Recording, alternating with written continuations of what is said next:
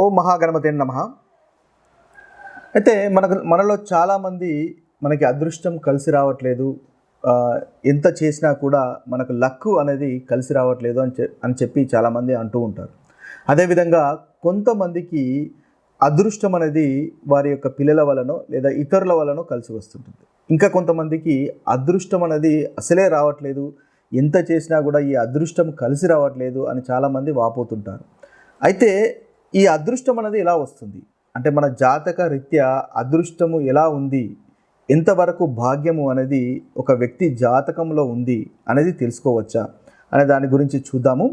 ముఖ్యంగా మనము ఏ రాశుల వారికి ఎక్కువగా అదృష్టం కలిసి వస్తుంది, అదేవిధంగా ఏ లగ్నాల వారికి అదృష్టం అనేది ఇతరుల వల్ల వస్తుంది, తనకు తానుగా వస్తుంది, లేదా అదృష్టం అనేది చాలా కష్టంగా ఉంటుంది అనే విషయాలు మనం చూద్దాము. ముఖ్యంగా ఒక జాతకంలో అదృష్టం గురించి చూడవాలంటే ఆ అదృష్టం భాగ్యస్థానాన్ని చూడాలి, అంటే 9వ స్థానాన్ని చూడాలి. ఆ 9వ స్థాన అధిపతి స్థితిగతులు చూడాలి. అదేవిధంగా సహజంగా భాగ్యాధిపతి లేదా సహజంగా లక్కుకు అదృష్టానికి కారకుడు అనేది గురుగ్రహం వస్తుంది. కాబట్టి గురువు యొక్క స్థితిగతులు కూడా మనము ఆ జాతకంలో ఒక వ్యక్తిగత జాతకంలో ఏ విధంగా ఉన్నాయో చూడాలి. అంతేకాకుండా ఒక వ్యక్తి జాతకంలో అంటే రాశి చక్రంలో కాకుండా నవాంశ చక్రంలో కూడా భాగ్యాధిపతి యొక్క స్థానాలు, భాగ్యాధిపతి 9వ స్థానము, అదేవిధంగా 9వ అధిపతి ఏ విధంగా ఉన్నాడు అనే విషయాలను బట్టి కూడా మనకు ఆ వ్యక్తికి ఎంతవరకు అదృష్టం కలిసి వస్తుంది, ఎలా అదృష్టం కలిసి వస్తుందని చూడవచ్చు. అంతేకాకుండా ఈ D9 చార్ట్ అని అంటుంటారు, అంటే నవాంశ స్థానంలో ఉన్నటువంటి భాగ్యాధిపతి రాశి చక్రంలో ఇక్కడ ఉన్నాడు, అదేవిధంగా రాశి చక్రంలో ఉన్నటువంటి భాగ్యాధిపతి నవాంశ చక్రంలో ఇక్కడ ఉన్నాడు. తదితర అంశాలను కూడా మనం పరిగణలోకి తీసుకొని ఒక వ్యక్తి ఎంతవరకు అదృష్టం కలిసి వస్తుంది, అసలు ఏం చేస్తే అదృష్టం కలిసి వస్తుంది అనేది మనం చెప్పవచ్చు. అయితే మనము ఓవరాల్గా కనుక ఒకసారి చూసినట్టయితే ముఖ్యంగా మనకు ఒక జాతక చక్రంలో అదృష్టం అనేది కలిసి రావడానికి ఏదైతే లగ్నాధిపతి ఉంటాడో ఆ లగ్నాధిపతికి, అదేవిధంగా భాగ్యాధిపతికి అంటే 9వ అధిపతికి, అదేవిధంగా గురువుకి సహజ భాగ్యాధిపతికి సంబంధాన్ని బట్టి మనకు ఈ అదృష్టము లక్కు గురించి మనం తెలుసుకోవచ్చు. ముఖ్యంగా చూసినట్టయితే ఏదైతే మనకు సహజ రాశి చక్రంలో 9వ అధిపతి గురువు ఉన్నాడో, భాగ్యాధిపతి కారకుడు గురువు ఉన్నాడో, ఈ గురువు యొక్క స్థితిగతులను బట్టి మనము జన్మ జాతకంలో ఉన్నటువంటి భాగ్యాన్ని చూడవచ్చు. అంటే ముఖ్యంగా చూసినట్టయితే ఈ గురువుకి మనకి ఈ గురుగ్రహానికి ముఖ్యంగా రవి, చంద్రుడు, కుజుడు స్నేహితులు అంటే మిత్రుడు అనమాట. అదేవిధంగా శుక్రుడు, అదేవిధంగా శని, ఈ 2 గ్రహాలు గురుగ్రహంతో న్యూట్రల్గా ఉంటాయి. ఇంకొకటి గురుగ్రహానికి బుధ గ్రహము శత్రుత్వం వహిస్తుంది. ఇవి ఈ సహజంగా ఏదైతే భాగ్యాధిపతి ఉంటాడో, లక్కుకు కారకుడు ఉంటాడో, అదృష్టానికి కారకుడు అయినటువంటి గురుగ్రహం యొక్క ఇతర గ్రహాలతో ఉన్నటువంటి సంబంధము.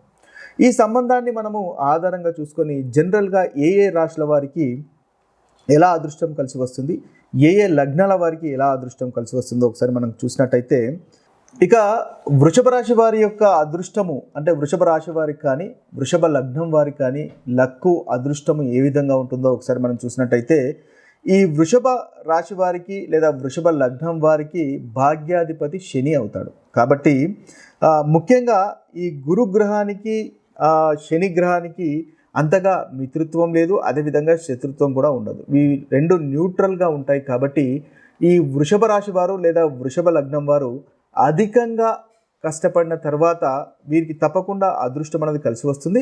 కాకపోతే ఆ అదృష్టం అనేది చాలా ఎక్కువ మొత్తంలో కలిసి వస్తుంది. ఎందువల్లంటే శని కాబట్టి ముఖ్యంగా శని సహజంగా మనకి క్రమశిక్షణతో కూడినటువంటి వర్క్కి మనకి కారకత్వం వహిస్తాడు. అదేవిధంగా కర్మకారకుడు కాబట్టి ఎక్కువగా పనిచేసినట్టయితే మనకు ముఖ్యంగా వీరికి అధికంగా లక్కు అనేది కలిసి వస్తుంది. అయితే లక్కు రావడానికి కాస్త ఆలస్యం అయినప్పటికీ వీరికి తప్పకుండా మంచి అదృష్టం అనేది కలిసి వస్తుంది. కాస్త కష్టపడిన తర్వాత వృషభ రాశి వారికి కానీ వృషభ లగ్నం వారికి అదృష్టం కలిసి వస్తుందని చెప్పవచ్చు. ముఖ్యంగా మేష లగ్నానికి కర్కాటక లగ్నానికి అంటే మేష రాశి వారికి కర్కాటక రాశి వారికి సహజంగా 9వ అధిపతి భాగ్యాధిపతి గురువు. కాబట్టి ఈ రాశి వారికి వారు ఎవరిపైన ఆధారపడి ఉండకుండానే తమకు తాముగానే దాదాపుగా అదృష్టం అనేది కలిసి వస్తూ ఉంటుంది. ఇక సింహరాశి వారికి, వృశ్చిక రాశి వారికి, ధనస్సు రాశి వారికి, మీనరాశి వారికి. సింహరాశి వారికి చూసినట్టయితే మనకి భాగ్యాధిపతి కుజుడు అవుతాడు. అదేవిధంగా వృశ్చిక రాశి వారికి మనకు చూసినట్టయితే భాగ్యాధిపతి వచ్చేసి చంద్రుడు, ధనస్సు రాశి వారికి రవి, అదేవిధంగా మీనరాశి వారికి కుజుడు. వీరు ఏదైతే మనం ముందుగా చెప్పుకున్నట్టుగా ఈ సహజ భాగ్యాధిపతి అయినటువంటి గురువుకు మిత్రులు కాబట్టి ఈ సింహరాశి వారికి, వృశ్చిక రాశి వారికి, ధనస్సు రాశి వారికి, మీనరాశి వారికి కూడా లేదా ఈ లగ్నాల వారికి కూడా భాగ్యము అంటే అదృష్టం అనేది బాగా కలిసి వస్తుంది. అంతగా కష్టపడకుండానే సులువుగానే ఈ లగ్నాల వారికి కానీ ఈ రాశుల వారికి కానీ అదృష్టం అనేది దాదాపుగా కలిసి వస్తుంది. ఇక వృషభ, మిథున, కన్య, కుంభ అంటే వృషభ లగ్నం వారు కానీ, మిథున లగ్నం వారు కానీ, లేదా మిథున రాశి వారు కానీ, కన్య, కుంభ లగ్నాల వారు కానీ వీరికి భాగ్యాధిపతులు శుక్ర, శనులు కాబట్టి ఇవి గురుగ్రహానికి న్యూట్రల్గా ఉంటాయి. కాబట్టి ఈ లగ్నాల వారు, ఈ రాశుల వారు కాస్త కష్టపడిన తర్వాతనే వారికి అదృష్టం అనేది వస్తుంది. కానీ అదృష్టం తప్పకుండా మంచి అదృష్టం కలిసి వస్తుంది. కాకపోతే ఈ 4 రాశుల వారు కాస్త కష్టము అనేది, ఫోకస్ అనేది, ఎఫర్ట్స్ అనేది పెట్టాల్సి వస్తుంది. కాబట్టి కష్టపడిన తర్వాత అదృష్టం అనేది ఈ 4 రాశుల వరకు కలిసి వస్తుంది.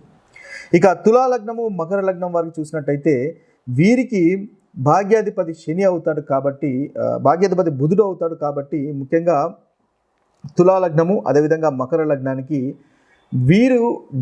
వీరికంటూ అదృష్టం కంటే దాదాపుగా ఇతరులపైన ఆధారపడడం వల్ల వీరికి అదృష్టం అనేది కలిసి వస్తుంది. అంటే పార్ట్నర్స్ వల్ల కానీ లేదా కుటుంబంలో ఉన్నటువంటి కుటుంబ సభ్యుల వల్ల వీరికి అధికంగా అదృష్టం అనేది కలిసి వస్తుంది. భార్య వలన, సంతానం వలన ఈ రాశుల వారికి లేదా ఈ లగ్నాల వారికి అదృష్టం అనేది మనకు ముఖ్యంగా కలిసి వస్తుంది. ఇలా మనము ఈ రాశుల వారికి చూడవచ్చు. అయితే ఇంకా భాగ్యాధిపతి యొక్క స్థానాన్ని బట్టి అదేవిధంగా లగ్నాధిపతి ఏదైతే మీకు లగ్నం ఉంటుందో ఆ లగ్నాధిపతి లేదా రాష్ట్రాధిపతి యొక్క స్థానాన్ని బట్టి కూడా మనము అదృష్టం ఏ విధంగా ఉంటుందో అని కూడా చూడవచ్చు. ముఖ్యంగా ఈ అదృష్టము ఏదైతే ఈ భాగ్యాధిపతికి మీకు ఉన్నటువంటి లగ్నాధిపతికి ఒకరికొకరు కోణ స్థానంలో కనుక ఉన్నట్టయితే 159లో ఉన్నట్టయితే వీరికి అదృష్టం అనేది కొంత సమయం వరకే ఉండే అవకాశాలు ఉంటాయి. అంటే అరే ఇప్పుడు ఈ సమయంలో చాలా అదృష్టవంతుడు, తర్వాత అంతగా అదృష్టము కలిసి రాలేదు, ఒక సమయం వరకు అయితే చాలా అదృష్టము బాగా కలిసి వచ్చింది అని మనం వింటూ ఉంటాం.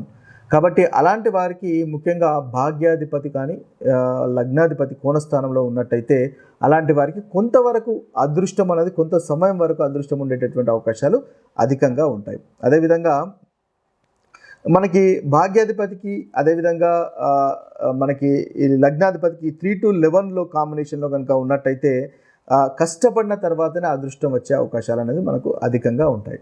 ఇక ఈ భాగ్యాధిపతి ఏ స్థానాల్లో ఉన్నట్టయితే ఏం చేస్తే మనకు అదృష్టం కలిసి వస్తుందో అనేది ఒకసారి చూసుకున్నట్టయితే మీ జన్మ జాతకంలో మీ యొక్క భాగ్యాధిపతి స్థానాన్ని బట్టి ఏ విధంగా అదృష్టం వస్తుంది, ఏ విధంగా లక్కు కలిసి వస్తుందో మనం ఒకసారి గమనించినట్టయితే మీ భాగ్యాధిపతి మొదటి స్థానంలో అంటే మొదటి ఇంట్లో కనుక ఉన్నట్టయితే మీరు క్రమశిక్షణతో ఉండడం వల్ల మీకు అదృష్టం కలిసి వస్తుంది. అంటే తప్పకుండా మీరు క్రమశిక్షణ, డిసిప్లిన్తో ఉండాలి, అప్పుడే మీకు అదృష్టం అనేది కలిసి వస్తుంది. ధైర్యం చేయడం వల్ల మీకు అదృష్టం అనేది కలిసి వస్తుంది. ఇక రెండవ ఇంట్లో కనుక మీకు భాగ్యాధిపతి కనుక ఉన్నట్టయితే కుటుంబం వల్ల మీకు అదృష్టం అనేది కలిసి వస్తుంది.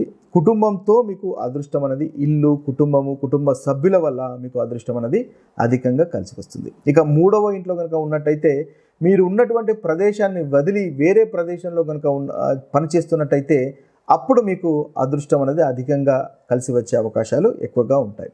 ఇక నాలుగవ ఇంట్లో కూడా మీ యొక్క భాగ్యాధిపతి కనుక ఉన్నట్టయితే మీరు విదేశాల్లో ఉన్నట్టయితే మీకు మంచి అదృష్టం అనేది కలిసి వస్తుంది. లేదా మీరున్న ప్రదేశం కంటే దూర ప్రదేశంలో కనుక ఉన్నట్టయితే మీకు మంచి లక్కు అనేది కలిసి వచ్చే అవకాశాలు అధికంగా ఉంటాయి. ఇక ఐదవ స్థానంలో కనుక మీ యొక్క భాగ్యాధిపతి ఉన్నట్టయితే సంతానం వల్ల అంటే మీ యొక్క సంతానం వల్ల కిడ్స్ వల్ల మీకు అదృష్టం కలిసి వచ్చేటటువంటి అవకాశాలు అధికంగా మనకు ఉంటాయి. ఇక ఆరవ స్థానంలో కనుక భాగ్యాధిపతి కనుక ఉన్నట్టయితే మీకు వృత్తి చేయడం వల్ల మీకు అదృష్టం అనేది ఎక్కువగా వస్తుంది. కాబట్టి ఈ కాంబినేషన్ చూసుకొని ఆ వేలో కనుక మీరు ప్రయత్నం చేసినట్టయితే మీకు మంచి ఫలితాలు కలుగుతాయి. కాబట్టి 6వ స్థానంలో కనుక ఉన్నట్టయితే మీరు జాబ్‌లో మంచి అదృష్టం అనేది కలిసి వస్తుంది. తొందరగా మీరు వృత్తిలో పైకి ఎదుగుదల అనేది ఈ వారికి ఉంటుంది. ఇక 7వ స్థానంలో గనక భాగ్యాధిపతి గనక ఉన్నట్టయితే మీకు భార్య వల్ల కానీ, వివాహం వల్ల కానీ, లేదా ఆడవారైతే భర్త వల్ల కానీ మీకు అదృష్టం కలిసి వచ్చే అవకాశాలు అధికంగా ఉంటాయి.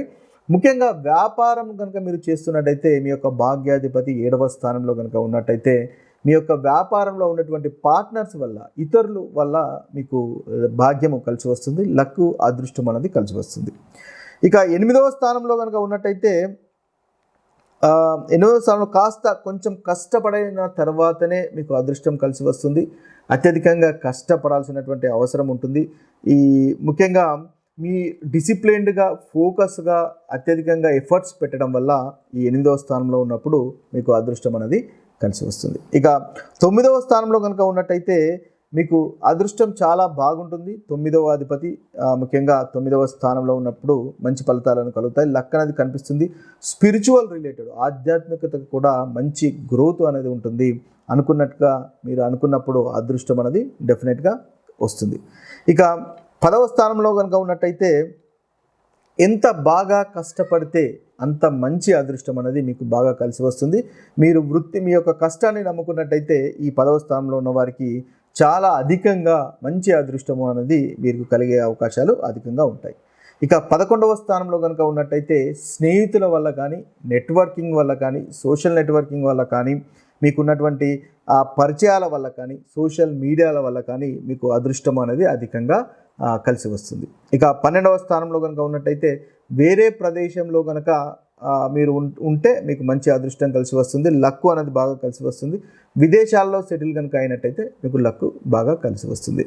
ఇలా మనకు ఒక జాతకంలో మీ యొక్క అదృష్టాన్ని బట్టి ఏ విధంగా ఎలా చేస్తే అదృష్టం కలిసి వస్తుందో ఆ విధంగా మనకు వీలైనట్టయితే చేసినట్టయితే తద్వారా మంచి ఫలితాలు పొందవచ్చు. ఇంకా మీకు అదృష్టం అనేది పెంచుకోవచ్చు. ఇవి స్థూలంగా ఈరోజు అదృష్టం గురించి ఉన్నటువంటి విషయాలు. మరొక వీడియోలో మరొక మంచి విషయాలతో కలుద్దాము. అంతవరకు సెలవు. సర్వే జన సుఖినో భవంతు. సర్వే సుజన సుఖినో భవంతు. నమస్తే.